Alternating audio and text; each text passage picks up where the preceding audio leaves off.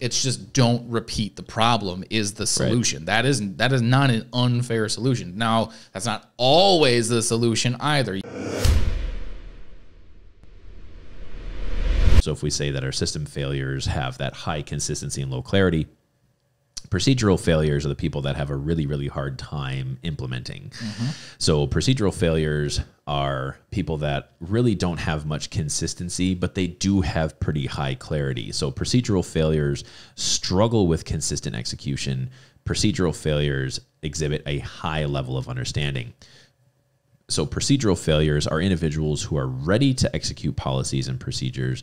They understand why the tasks need to be executed, but they are unable to execute without reminders or retraining. Procedural failures can be reluctant or unable to identify issues within themselves, which require individual solutions. So when we talk about the system failures, it's really more of like an administrative thing where it's like, yeah, we are missing the mark. We probably are impeding the success of the team, kind of flipping the other way into procedural failures. It's like, no, we are clear and they are clear and they do have an understanding of what should be done. They do understand how it should be done. They just don't do it. And that's where then it kind of comes down to like, why?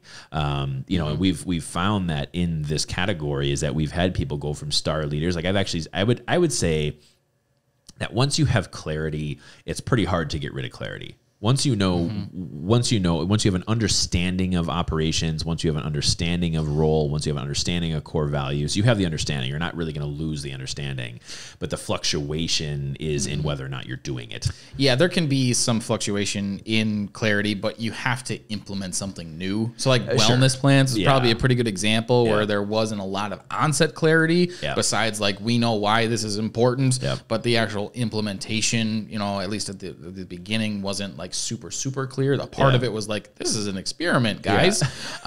We don't know how to make it 100% clear as of right now.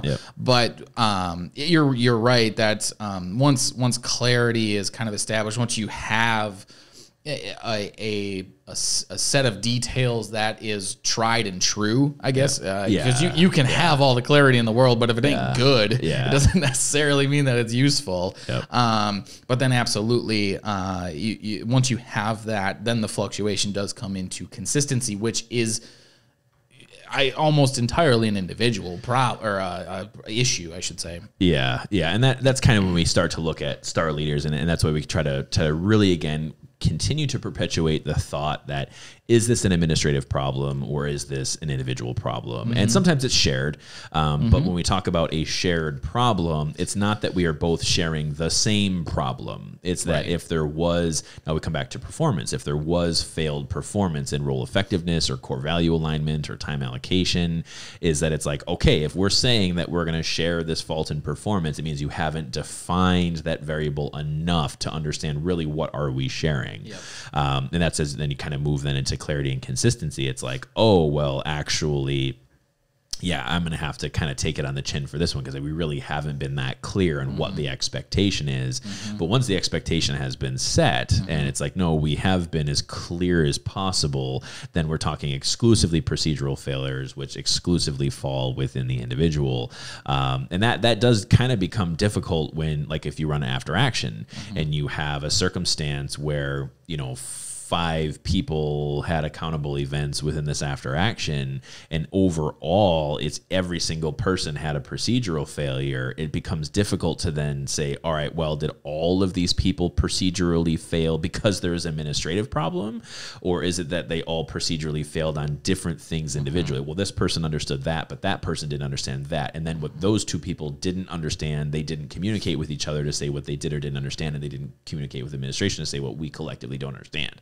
So it can become very difficult to problem solve some of these issues, to say, really, what is it? Is this a consistency issue or a clarity issue? Well, and that's what makes that tool so effective, because when you're able to break it down into those chunks, it's not even necessarily that there has to be some sort of elaborate in all-inclusive, or I should say just super defined solution. Sometimes just pointing out what actually happened and realizing the ill effects of it is the solution.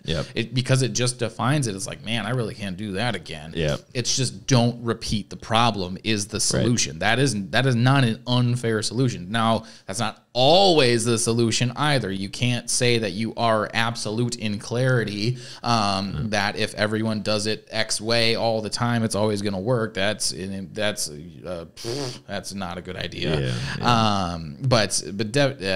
With basically talking about the after action tool and the case review tool, don't be afraid to even just overdo it on breaking these things down, because the more clarity that you have, the more easy it becomes to be consistent. Thanks for checking out this clip from the PAWCast Veterinary Podcast. If you are interested in watching this full episode, you can go ahead and find that right here. And if you're ready to be the force of change in veterinary medicine, go ahead and click subscribe right here to learn more. Thanks.